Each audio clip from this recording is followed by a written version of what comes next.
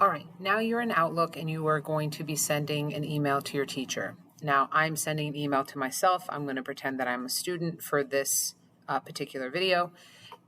You are going to actually be sending an email to me in order to show me that you can do this. So when you go to Outlook and you start a new message, you want to search for my name, Jahl, and you are going to have my name right here in the To section. The next thing you have to do is you have to add a subject. A subject is the first thing that you are going to see in an email. You can see over here, current vacancies, COVID communication. So that way, if there is an emergency or something, or a really important question, you're able to say that in the subject so it draws their attention to the subject. In this case, I'm just going to put in a quick question. Or you could say, need help, or something like that, whatever you want to do. So for me, it'll be a quick question. That's the subject. Now, this is the body. This is actually where you're going to ask your question and when you're going to say something to your teacher. What you want to put in, you could instead say, hey, Mrs. Jahl, oops. Or you could say, good afternoon. Or you could say, hello. Or you can say, hi. Any of those things. Okay, something very simple. In this case, I'm just going to say, hey, Mrs. Jahl.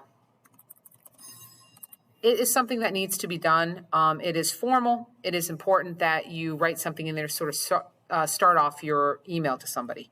So once you write down, hey, Mrs. Jahl, or hi, or hello, or good evening, good afternoon, anything like that, you press enter and you go down to a new line. This is where you can actually say the point of your email. I'm going to write, I have a quick question, because if you look at my subject, I have a question. Do we have homework tonight?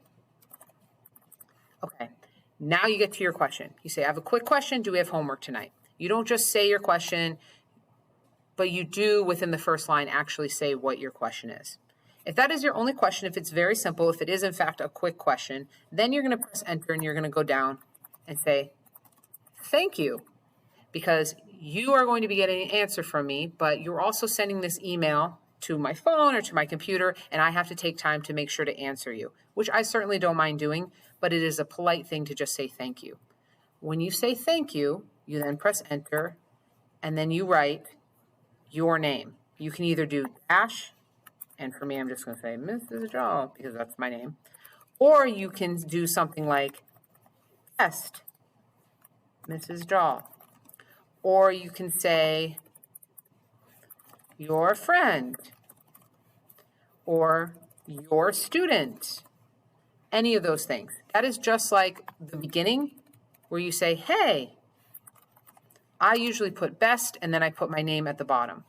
When your email has a subject, a hey or a hi to whoever you're emailing, then the actual content of your email, it could be that quick or it could be much longer because you have a long explanation or you have a lot to say.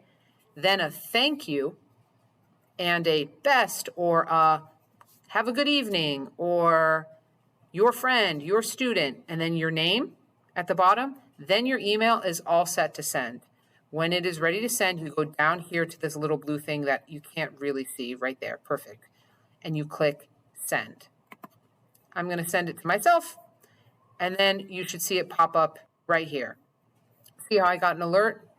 It says quick question, so I know I got a question from you. It's going to be fast, and then I can see some of the content. When I click on it, I can see everything right here, and then I can reply to you very quick and say, thanks for your email.